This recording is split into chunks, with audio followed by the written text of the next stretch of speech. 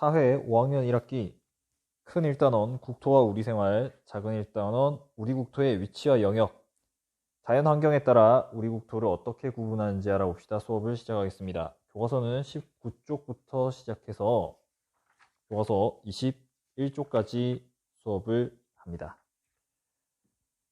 내용은 내용 살펴보기를 일단 위주로 할 것이고, 여러분들은 교과서를 준비해 주기 바랍니다. 교과서 19쪽 먼저 본문 내용을 읽어보도록 하겠습니다. 지연이와 수혁이는 지도를 보고 우리 국토를 어떻게 구분할 수 있는지 알아봤다. 자, 우리 대한민국 전도가 나와 있네요. 자, 여기 일단 내용을 보면은 육지 높이도 있고요. 그리고 바다, 황해, 동해, 남해 이렇게 표현이 되어 있고요. 안에 보면 뭐 산맥도 적혀 있습니다. 그리고 강도 적혀 있고요.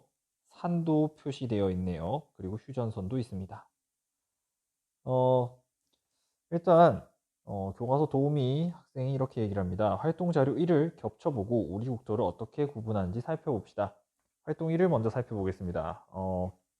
활동 자료 1을 살펴보겠습니다. 제일 뒷면에 있고요. 활동 자료 1은 이렇게 코팅 필름으로 되어 있습니다. 필름지이기 때문에 필름지를 여러분들이 점선에 따라서 오린 후 이것을 교과서 한반도 모양에 갖다 대면 되겠습니다. 우리 국토를 어떻게 구분하는지는 여러분들이 자세히 활동자료 1을 가지고 살펴보았으면 좋겠습니다. 활동자료 1에 있는 내용부터 일단 볼게요.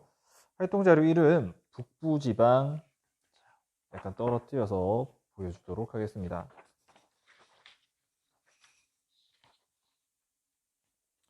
활동자료 1에는 북부지방, 중부지방, 남부지방 이렇게 나누어져 있습니다. 나누어져 있는 기준을 여러분들이 잘 살펴보기 바라겠습니다. 다시 교과서 19쪽으로 넘어오겠습니다. 우리 국토는 남부지방, 중부지방, 북부지방 이렇게 나누는데요. 그렇다면은 더 자세히 우리 국토는 어떻게, 그리고 자연 환경에 따라서 어떻게 구분하는지 자세히 알아보도록 하겠습니다. 본문 내용입니다. 남북으로 긴 우리나라는 큰 산맥과 산맥, 하천을 중심으로 북부, 중부, 남부지방으로 구분할 수 있다. 자, 산맥 잠시 짚고 넘어가겠습니다. 산맥이란 산지에 여러 산들이 이어진 지형을 산맥이라고 합니다. 자, 좀 더 이해하기 쉽도록 이미지로 표현을 좀 해줄게요.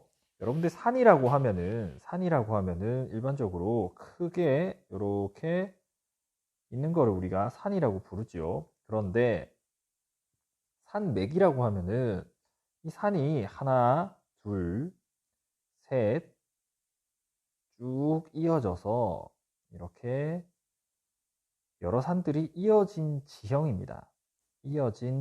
산이 이어진 지형을 우리는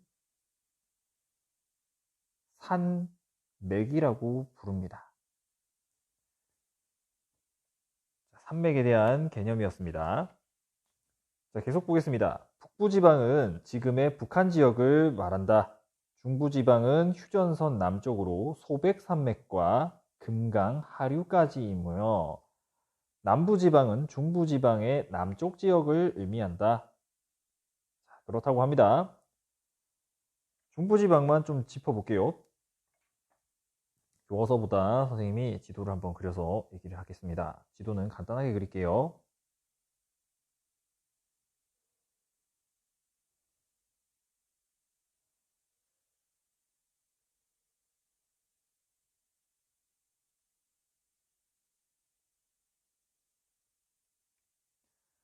조금 통통한 한반도가 되었네요.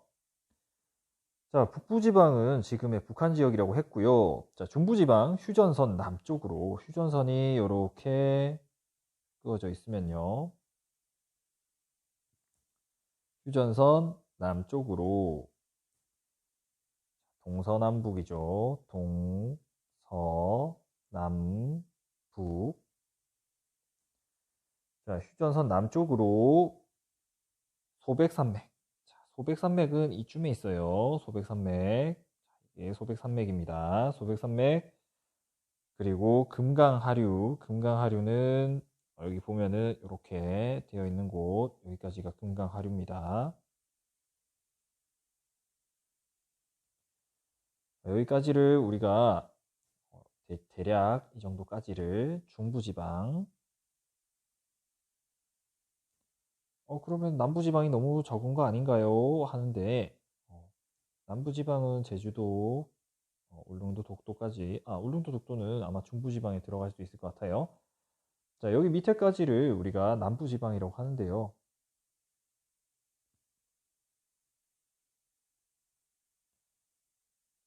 크게 세 개로 나누어진다는 것만, 남부지방은 중부지방의 남쪽입니다.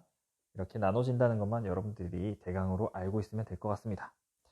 지도에서 우리 지역의 위치를 표시하고 어느 지방에 속하는지 알아봅시다. 우리 경주는 어디 있을까요? 경주는 이쯤에 있습니다. 남쪽에 있어요. 그래서 경주는 여기 뾰족 튀어나와 있는 곳이 아마 포항일 거예요. 포항 아래쪽에 우리 경주가 있다는 것을 여러분들이 알면 되겠습니다. 넘어가도록 하겠습니다. 교과서 20쪽입니다. 지연이와 수혁이는 스마트폰으로 일기예보를 보다가 우리 국토를 구분하는 또 다른 기준이 있다는 것을 알게 되었다. 자, 일기예보입니다. 일기예보에 어떻게 적혀 있느냐?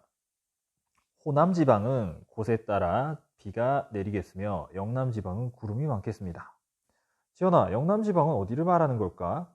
나도 잘 모르겠는걸. 호남지방은 또 어디일까? 영남과 호남이 나와 있는데요. 일단 우리가 남부지방, 중부지방, 그리고 휴전선 위로 해서 북부지방까지 나누기를 했습니다. 남부, 중부, 북부를 나눴는데 영남지방과 호남지방이라는 말이 나왔네요. 과연 이곳은 어디인지 한번 살펴보도록 하겠습니다. 교과서는 21쪽이고요. 우리나라는 오래전부터 산이나 호수, 강, 바다 등의 자연환경을 기준으로 지역을 구분했다. 이러한 지역 구분은 오늘날 행정구역을 정하는 기초가 되었다. 라고 되어 있습니다. 자, 우리나라의 전통적인 지역 구분입니다. 전통적인 지역 구분은 여러분들이 한번 보고 잘 기억해 두도록 합시다. 한반도를 기준으로 보았을 때 일단은 영남지방과 호남지방부터 봅시다. 제일 먼저 나왔으니까 영남지방은 우리 경주가 속해져 있는 곳입니다. 경상북도가 속해져 있는 곳이지요. 조령고개의 남쪽에 있어서 영남이라고 합니다. 령의 남쪽 영남이라고 부릅니다. 조령은 문경세제입니다. 호남지방입니다. 금강의 옛 이름이 호강인데 호강의 남쪽이라 해서 호남이라고 부릅니다. 금강의 남쪽 호남지방입니다.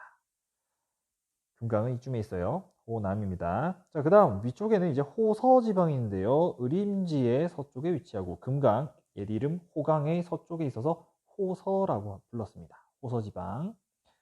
자, 그 다음 경기인데요. 경기지방. 경기는 왕이 사는 도읍의 주변 지역을 뜻합니다. 경기는 조선시대 때 나라의 도읍이었고 지금은 한양이 서울로 바뀌면서 서울이 우리나라의 수도이지요. 경기는 왕이 사는 도읍의 주변 지역이라는 의미를 가지고 있다고 합니다. 자, 그 다음 오른쪽에 관동지방이 있는데요. 관동지방은 천령관 동쪽에 위치한 관동지방은 태백산맥을 기준으로 영동지방과 영서지방으로 나뉜다고 합니다. 자, 위에 볼게요. 천령관은 군사적으로 매우 중요한 고개인 천령의 외적의 침입을 막으려고 건설한 요새라고 합니다. 한마디로 성입니다. 성.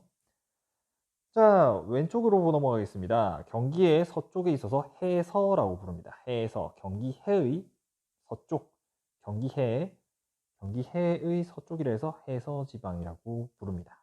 경기해는 경기지방의 이 바다를 경기해라고 불렀어요. 황해 안에 있지만 경기도 앞에 있어서 경기해라고 불렀기도 합니다. 더 위쪽으로 넘어가겠습니다. 관서지방이 있는데요. 관서지방은 천령관을 기준으로 서쪽 지방을 관서, 북쪽 지방을 관북이라고 합니다. 자, 관북지방, 관서지방 둘 다 설명이 있었어요. 천령관은 이쯤에 있습니다. 천령관을 기준으로 관서, 관북, 그리고 관동, 동쪽, 북쪽, 서쪽이라고 이렇게 이름을 붙였습니다.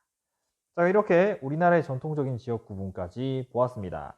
앞에서는 우리나라를 자연 지형에 따라서 남부, 중부, 북부 이렇게 나누었다는 걸 보았고요. 그리고 뒤에서는 이렇게 우리나라의 전통적인 지역 구분, 어떻게 구분이 되었는지 그 유래까지 설명이 되어 있었습니다.